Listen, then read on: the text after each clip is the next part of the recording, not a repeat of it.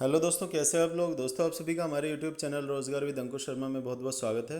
दोस्तों, आज की जो हमारी वीडियो होगी इसका टॉपिक है, मैं आपको यहाँ पे लिख के बता देता हूँ। वाई फ्यूज ऑलवेज कनेक्टेड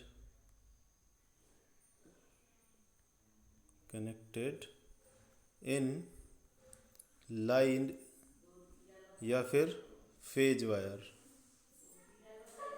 ठीक है जी। मतलब कि हमारा जो हम फ्यूज है, जो कि हम किसी भी वायर के अंदर इंसर्ट करते हैं फ्यूज़। फ्यूज़ के ऊपर मैंने ऑलरेडी वीडियो बना रखी है, वीडियो उसको देख सकते हैं आप। अगर फ्यूज़ में कोई डाउट है आपको, कैसे फ्यूज़ काम करता है, किस तरीके से बिहेव करता है फ्यूज़ इलेक्ट्रिकल सर्किट के अंदर, तो वो आप दूसरी वीडियो मेरी देख सकते हैं, चैनल पे अवेलेबल है। दोस्तों, इस वीडियो के अंदर हम जिक्र ये करेंगे कि हमेशा फ्यूज़ को लाइन वायर या जिसको हम फेज वायर बोलते हैं उसके अंदर ही क्यों कनेक्ट किया जाता है, क्यों हम इसको न्यूट्रल में कनेक्ट नहीं करते हैं। ठीक है, क्वेश्चन आपको क्लियर हो गया। न्यूट्रल के अंदर हम क्यों फेज वायर फ्यूज़ को नहीं लगाते हैं, और फेज के अंदर या लाइन के अंदर ही क्यों लगाते हैं। तो ये आज का हमारा क्वेश्चन है। तो वीडियो को स्टार्ट करते हैं दोस्तों। उससे पहले आपसे एक रिक्वेस्ट है कि अगर चैनल पर पहली बार आए हैं तो आप सब्सक्राइब जरूर कर लीजिएगा, और वीडियो को अगर पसंद आए तो लाइक और शेयर कर देना।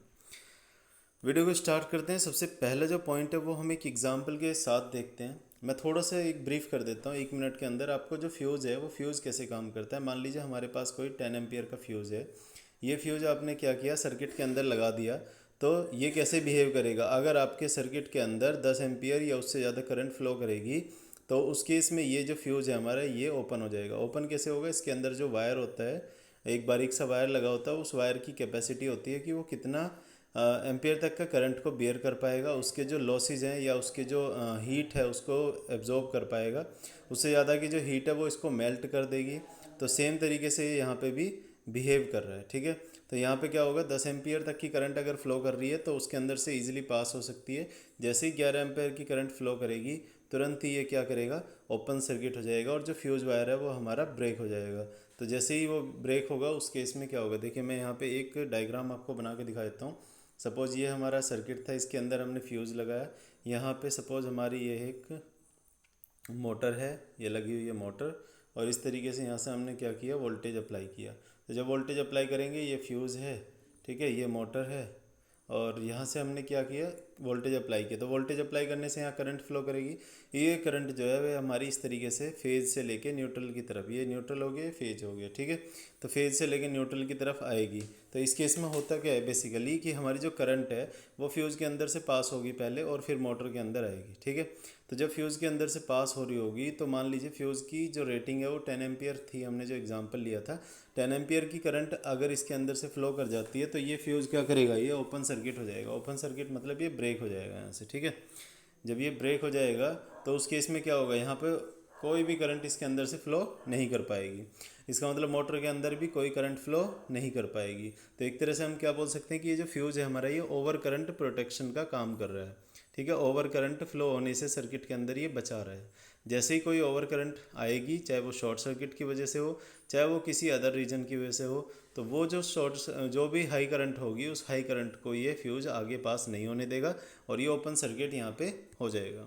अब दोस्तों, हम जिक्र करते हैं मेन पॉइंट जो हमारा आज की वीडियो का है, वो ये है कि क्यों हम फ्यूज वायर को फेज में ही लगाते हैं, या फेज बोल सकते हैं या लाइन बोल सकते हैं। तो लाइन या फेज के अंदर ही क्यों लगाते हैं। तो जो मैंने अभी एग्जांपल लिया उसी के बेसिस पे हम इसको भी पॉइंट को डिस्कस कर लेते हैं। इसमें बेसिकली 2-3 पॉइंट्स होते हैं हमारे, जिस वजह से हम क्या करते हैं, फ्यूज़ को फेज में ही लगाते हैं या लाइन में ही लगाते हैं। ये हमारा दोस्तों हो गया फेज या फिर लाइन वायर, और ये वाला हो गया हमारा न्यूट्रल वायर। दोस्तों, ये वाला हमारा फ्यूज़ है और ये हमारी होगी मोटर। अब दोस्तों, मोटर की जो एक कैपेसिटी होती है जिसको हम बोलते हैं फुल लोड करंट कैपेसिटी, ठीक है, एफएलसी होती है, फुल लोड करंट कैपेसिटी।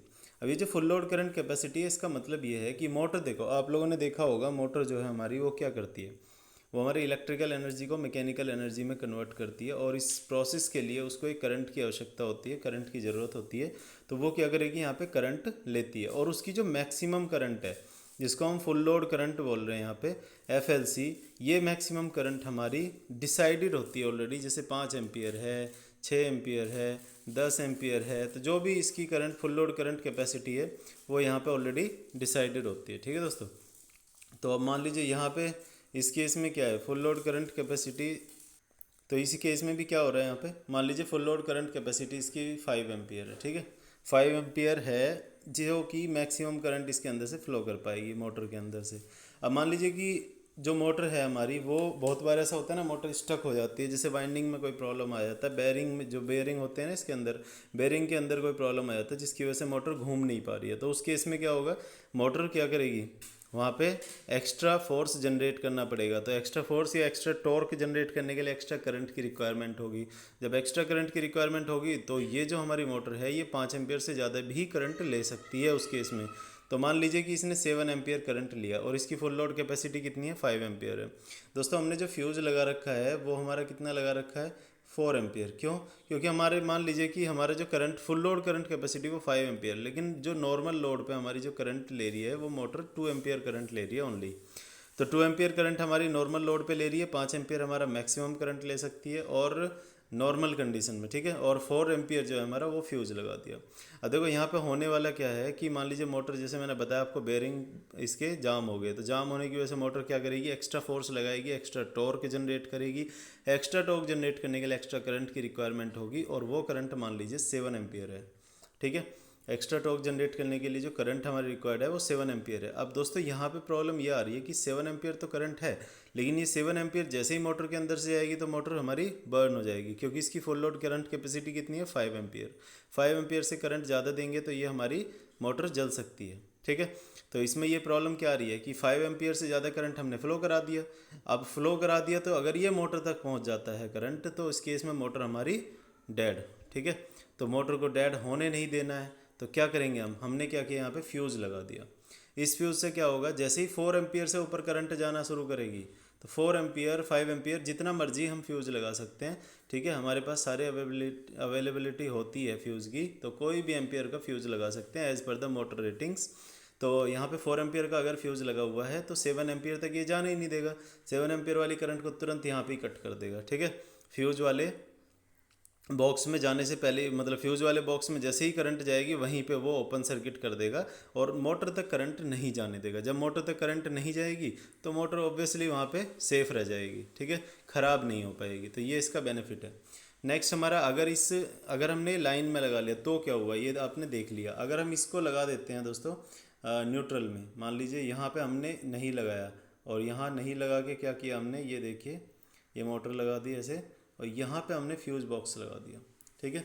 ये हमारा हो गया न्यूट्रल, ये हो गया हमारा फेज़, और यहाँ पे हमने लगा दिया फ्यूज़ बॉक्स, ये हो गया हमारा FUSE फ्यूज़, ये हमारी होगी मोटर। अब यहाँ से दोस्तों क्या हो रहा है, देखिए यहाँ पे प्रॉब्लम ये आ रही है कि करंट जो हमारी है वो कैसे बताया था मैंने, फेज़ से लेके न्यूट्रल तक ऐसे फ्लो करती है। पहले फेज़ से जाएगी, फिर आपकी मोटर से पास होगी, फिर आपकी न्यूट्रल से होती हुई करंट पाथ को कंप्लीट करेगी, ठीक है। तो इसका मतलब यहाँ पे क्या प्रॉब्लम आएगी, देखना आप। मान लीजिए कि जैसे पहले वाले एग्जाम्पल में हमारी in case of worst condition 7 ampere current हमारी चली गई थी जब हमारा बेरिंग जाम हो गया उस केस में।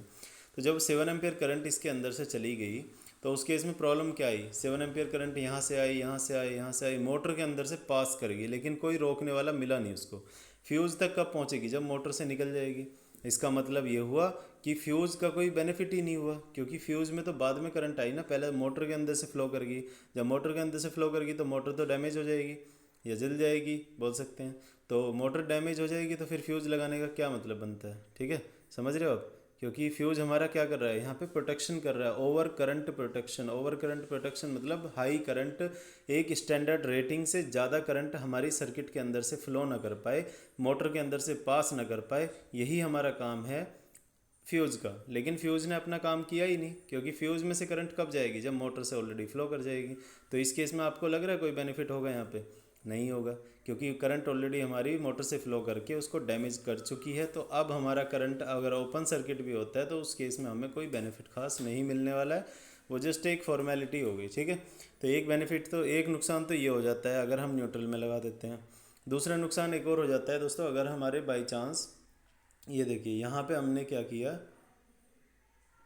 ये मोटर लगी हुई थी हमारी और हमने अभी भी न्यूट्रल में ही फ्यूज़ लगाया हुआ है, ये फ्यूज़ हमारा न्यूट्रल में ही लगा हुआ है।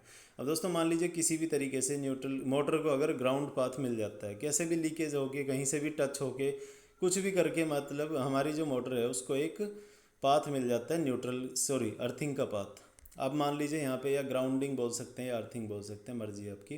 तो इस केस में क्या है, अब यहाँ पे देखना होगा क्या, ये करंट मान लीजिए यहाँ से I over current, suppose 10 ampere आ गई, ठीक है।